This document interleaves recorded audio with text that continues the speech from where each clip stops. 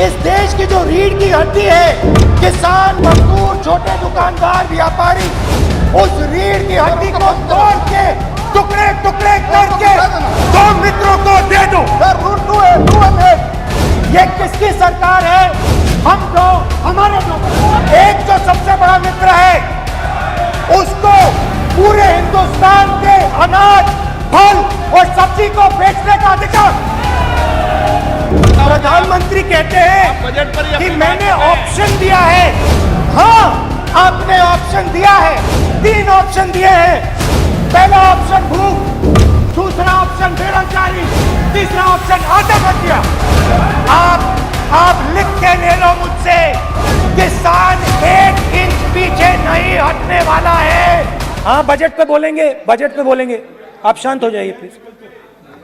किसान का मुद्दा भी बजट का मुद्दा है, आप उनका आदर कीजिए।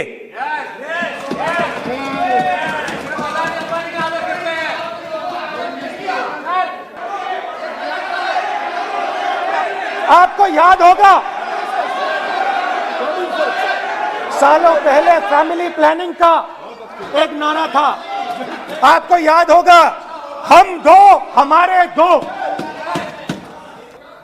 आज क्या हो रहा है? जैसे कोरोना दूसरे रूप में आता है, वैसे ही ये नारा दूसरे रूप में आया है। आज इस देश को 4 लोग चलाते हैं, हम दो और हमारे दो। जैसे उस टाइम नाम सब जानते हैं, नाम सब जानते हैं। नो, आप बोलो। आप डिस्टर्बेंस मत। हम दो, हमारे दो। ये किसकी सरकार है? हम दो, हमारे दो की। माननीय सदस्य इधर। तो आप आसन को पहले कानून का इंटेंट बताता हूं। आप आसन को संबोधित करें। पहले कानून का इंटेंट, माननीय सदस्य आप आसन कि हमारे 2 मित्रों में से एक जो सबसे बड़ा मित्र है, उसको पूरे हिंदुस्तान के अनाज, फल और सब्जी को बेचने का अधिकार। ये सभा नहीं है। प्रधानमंत्री कहते हैं सर मैं अध्यक्ष जी आपको कहना चाहता हूँ, जब आपने बजट के लिए चर्चा के लिए पुकारा, मैं बता रहा हूँ, 1 मिनट बैठिए। माननीय सदस्य, आज बजट पर चर्चा है, मैं आग्रह करता हूँ। प्रधानमंत्री कहते हैं बजट पर कि मैंने ऑप्शन दिया है। हाँ, आपने ऑप्शन दिया है। 3 ऑप्शन दिए हैं। पहला ऑप्शन भूख, दूसरा ऑप्शन बेरोजगारी, तीसरा ऑप्शन आत्महत्या। ये 3 ऑप्शन आपने दिए हैं।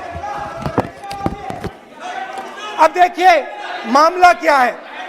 मामला ये है कि हिंदुस्तान का सबसे बड़ा बिजनेस, सबसे बड़ा व्यापार एग्रीकल्चर का है। अब बजट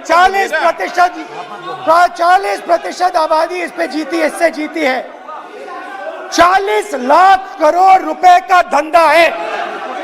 दूसरे कानून का इंटेंट है कि एक व्यक्ति को आप पूरे देश के अनाज की स्टोरिंग की मोनोपोली दे दो, और जब किसान अपने अनाज के लिए सही दाम मांगने जाएगा, तो जिसके पास स्टोरेज की मोनोपोली होगी, वो मार्केट में अनाज डालेगा और किसान से कम पैसे में खरीद करेगा। लक्ष्य है कि इस देश की जो रीढ़ की हड्डी है, किसान, मजदूर, छोटे दुकानदार, व्यापारी, उस रीढ़ की हड्डी को तोड़ के टुकड़े टुकड़े करके 2 मित्रों को दे दो। Sir, rule 218। Sir, rule 218। Sir, आपने माइक बंद कर दिया। बोलने दीजिए, बैठिए। माइक बंद कर दिया सर आपने। सर बैठिए, आप क्यों डिस्टर्बेंस कर? खैर, इससे होगा क्या? जब ये कानून लागू होंगे, तो जो इस देश के किसान हैं, इस देश के मजदूर हैं, छोटे व्यापारी हैं, इनका धंधा बंद हो जाएगा। इनमें से किसानों की खेत चली जाएगी, किसान को सही दाम नहीं मिलेगा, छोटे दुकानदारों की दुकान बंद हो जाएगी, और सिर्फ सिर्फ दो लोग, हम दो और हमारे दो इस देश को चलाएंगे। हिंदुस्तान का फूड सिक्योरिटी का सिस्टम है वो नष्ट हो जाएगा और पहली बार सालों बाद एक बार फिर पहली बार हिंदुस्तान के लोगों को भूख से मरना पड़ेगा। रूरल इकोनॉमी नष्ट हो जाएगी और ये देश रोजगार नहीं पैदा कर पाएगा।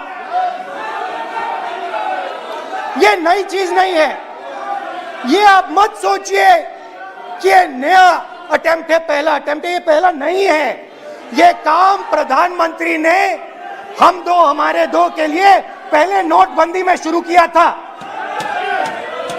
पहली चोट नोटबंदी थी। आइडिया क्या था?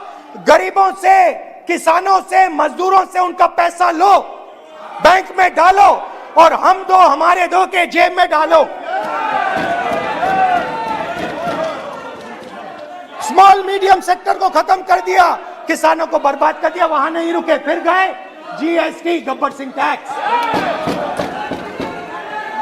5 अलग अलग टैक्स और फिर से उन्हीं बेचारों पर आक्रमण, उन्हीं किसानों पर, उन्हीं मजदूरों पर, उन्हीं व्यापारियों पर आक्रमण। फिर कोरोना आता है। कोरोना के समय मजदूर चिल्ला चिल्ला के कहते हैं हमें बस का टिकट दे दीजिए, हमें ट्रेन का टिकट दे दीजिए। नहीं नहीं नहीं, तुम्हें नहीं मिलेगा, तुम पैदल घर जाओगे। एक मिनट माननीय सदस्य प्लीज। मगर टैक्स माफ जरूर होगा, माननीय सदस्य जरूर होगा। माननीय सदस्य 5-10 उद्योगपतियों का टैक्स होगा। माननीय सदस्य प्लीज। तो पहले नोटबंदी, फिर जीएसटी, फिर कोरोना के समय उन्हीं 4-5-10 लोगों को पूरा का पूरा कर्जा माफ, 10 लाख करोड़ रुपए जो भी था कर्जा माफ। मगर हुआ क्या? हिंदुस्तान का रोजगार का जो सिस्टम है, जो स्मॉल एंड मीडियम इंडस्ट्री है, वो खत्म हो गई। आज ये देश रोजगार नहीं पैदा कर सकता है, सीधी सी बात। और आज नहीं, कल भी ये देश रोजगार नहीं पैदा कर पाएगा क्योंकि आपने इस देश की रीढ़ की हड्डी तोड़ दी है। किसान की, मजदूर की, छोटे दुकानदार की, स्मॉल मीडियम बिजनेस की रीढ़ की हड्डी तोड़ दी।